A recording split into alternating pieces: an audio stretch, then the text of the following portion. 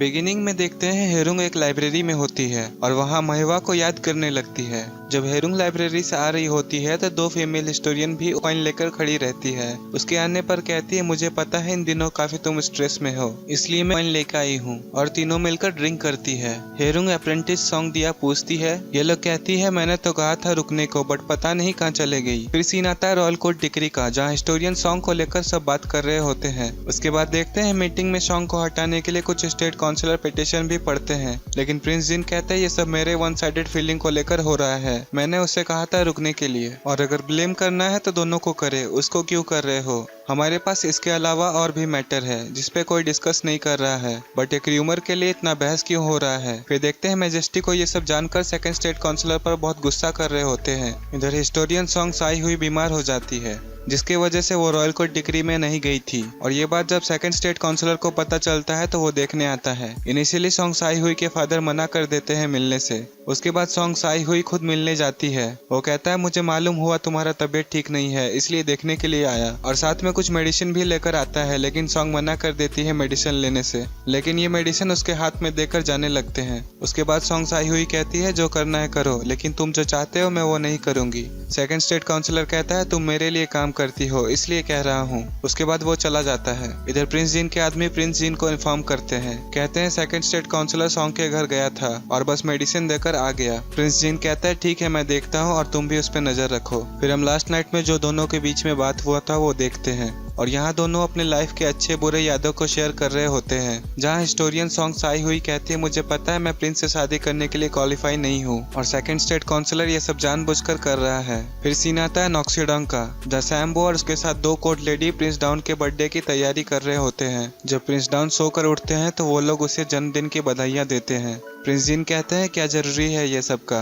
Birthday तो हर साल आता है। सैम्बो कहता है कि ये साल स्पेशल है क्योंकि ये आपका 20th बर्थडे है। फिर प्रिंस डाउन को क्वीन डॉलगर अपनी चेंबर बुलाती है। वहाँ हेरुंग भी होती है और उसे कहती है अपने साथ कहीं जाने के लिए। क्वीन के साथ वो एक जंगल में आते हैं जहाँ एक कबरगाह पे फूल चढ़ाते हैं। क्वीन कहती है, ये मैजेस्टी यी कॉन्जूम का है। ये नाम सुनकर हेरुंग को थोड़ा डाउट होता है, फिर वो नोट करने लगती है। उसके बाद देखते हैं किसी ने सेकंड स्टेट काउंसिलर को लेटर दिया है जिसमें लिखा था कि प्रिंस डाउन और क्वीन दोनों मॉर्निंग में पैलेस से बाहर गए थे। फिर देखते हैं प्रिंस डाउन, क्वीन और वहाँ हेरुंग भी थी। क्वीन कहती है, हेरुंग तुम भी थोड़ा वाइन ले सकती हो। पहले हेरुंग मना करती है, फिर वो भी एक कप ले लेती है। उसके बाद प्रिंस डाउन से कहती है, तुम्हारा शादी का डेट आगे बढ़ गया है, कोई दिक्कत तो नहीं है। वो कहता है, मैं अभी शादी नहीं कर सकता हूँ, मैं अभी इतना मैच्योर नहीं हूँ। क्वीन पूछती है हेरुंग से, बताओ प्रिंस डाउन कैसा है। हेरुंग प्रिंस डाउन का बहुत तारीफ करती है। जब दोनों बाहर आते हैं तो प्रिंस डाउन हेरुंग से कहता है, तुम मेरे पास कंफर्टेबली रह सकती हो। मैं भी ट्राई करता हूँ ऐसे बिहेव करने का जैसे पहले कुछ भी हुआ ही नहीं, और तुम एक हिस्टोरियन हो तो रह सकती हो, मुझे कोई दिक्कत नहीं है। उसके बाद मोहुआ को देखते हैं तो जेजुंग को लेकर क्वीन पास आती है। क्वीन कहती है, तुम्हारे चलते बहुत लोग मरे हैं, और जेजुंग अपनी गलती मान रहा होता है और कहता है, जो भी पनिशमेंट होगी मुझे कबूल है। क्वीन कहती है, मोहुआ से मुझे इसका साथ चाहिए जब तक प्रिंस डाउन किंग ना बन जाए। फिर देखते हैं महवा ड्रीम में अपने फादर से मिल रहा होता है, और जब नींद खुलता है तो वो सोचता है ये सब ड्रीम क्यों आ रहा है। और जब वो बाहर निकलता है अपने चेंबर से तो देखता है हेरुंग भी बाहर ही होती है। वो पूछता है कि तुम बाहर क्या कर रही हो। हेरुंग कहती है, अंदर कोर्ट लेडी सो रही है इसलिए मैं बाहर हूँ। हेरुंग कहती है, आज भी कोई बुरा सपना देखे हो क्या, सैम्बो को बोलो मेडिसिन लाने के लिए। प्रिंस डाउन कहता है, कितना अजीब है, मैं एक डीथ्रोन किंग का बेटा हूँ जिसको मैजेस्टी ने लाया था। फिर प्रिंस डाउन हेरुंग से पूछता है, तुम्हें कोई आइडिया है डीथ्रोन किंग के बारे में या कभी सुनी हो। वो कहती है, नहीं। प्रिंस डाउन कहता है, आज मेरा 20th बर्थडे है और आज के दिन 20 साल डीथ्रोन किंग का डेथ है। इसका मतलब मेरे जन्म के दिन ही उनका मौत हुआ था।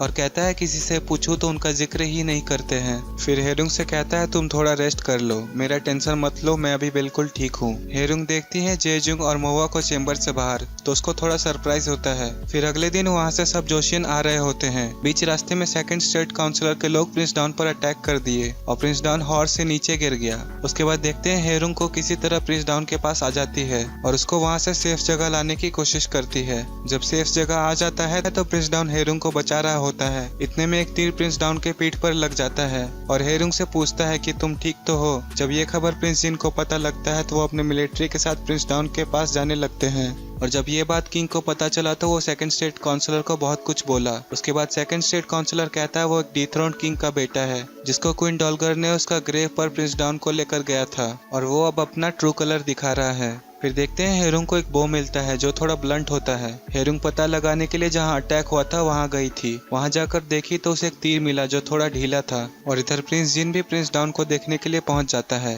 प्रिंस जिन काफी गुस्सा रहता है, कहता है जिसने भी ये किया है उसको मैं छोड़ूंगा नहीं। इतने में हेरुंग एरो और बो लेकर पहुँच जाती है और दोनों को देखती है। उसके बाद कहती है इस एरो से किसी का जान नहीं ले सकते हैं क्योंकि वो बहुत ब्लंट है। उसके बाद प्रिंस डाउन कहता है मुझे मालूम है मुझ पर अटैक क्यों किया गया है, क्योंकि मैं डीथ्रोन किंग के ग्रेव पर गया था। सीन आता है रॉयल कोर्ट डिक्री का। जब ये बात पता चलता है तो ये लोगों को बिलीव नहीं होता है कि रॉयल फैमिली पर अटैक कैसे हो सकता है। फिर देखते हैं कुछ स्टेट काउंसलर इस अटैक को लेकर बात कर रहे होते हैं। कोई तो मैजेस्टी को ब्लेम कर रहा होता है, लेकिन सेकंड स्टेट काउंसलर कहता है मैजेस्टी में इतना हिम्मत नहीं है। इधर प्रिंस जिन क्वीन से कहता है आप डीथ्रोन किंग के ग्रेव पर मत जाओ, इससे प्रॉब्लम हो रहा है। वो कहती है प्रिंस ह्यू होंग मेरा बेटा था, साल में एक बार तो जा सकती हूँ। जीन कहता है ही वॉज ग्रेट अंकल और उनको मेरे फादर इन डेथ सेंटेंस दिया था चोरी के जुर्म में। ये कहती है तुम्हें लगता है कि तुम कुछ जानते हो, ये तुम्हारा गलत फहमी है। कभी कभी जो सुनते हैं वो सही नहीं होता है। उसके बाद प्रिंस जिन चला जाता है। फिर देखते हैं हेरुंग को जो लेट नाइट तक बाहर थी। फिर वो जाकर प्रिंस डाउन को आवाज देती है और वो बाहर आता है और कहता है मुझे पता था तुम जरूर आओगी। हेरुंग कहती है मुझे समझ में नहीं आ रहा है तुम पे अटैक क्यों किया गया। तुम्हारा कोई पॉलिटिकल अफेयर नहीं है, तुम कभी ऐसा कुछ नहीं किए हो जिससे किसी को बुरा लगे। फिर पूछती है इससे पहले कभी तुमको डर लगा था। वो कहता है हाँ, जब रॉयल कोर्ट इन्वेस्टिगेशन ब्यूरो गया था हो डैम के बुक के लिए। वो कहती है जिसपे चाइनीज से लिखा था वही। हेरुंग कहती है मुझे लगता है उस बुक से कोई तो कनेक्शन है। फिर प्रिंस डाउन कहता है जो लेडी काउपॉक्स के बारे में बताई थी वो तो गायब हो गई है। हेरुंग कहती है नहीं, उन्हें मैं यहीं कहीं लास्ट नाइट में देखा था। फिर प्रिंस डाउन जाकर एक गेट खोलता है, शायद वहाँ उसे कुछ पता लगाना हो। और ये एपिसोड यहीं पे खत्म होता है। Stay tuned for the latest episode. Thanks for watching. Please do like, comment, share and subscribe our video. Thank you for watching.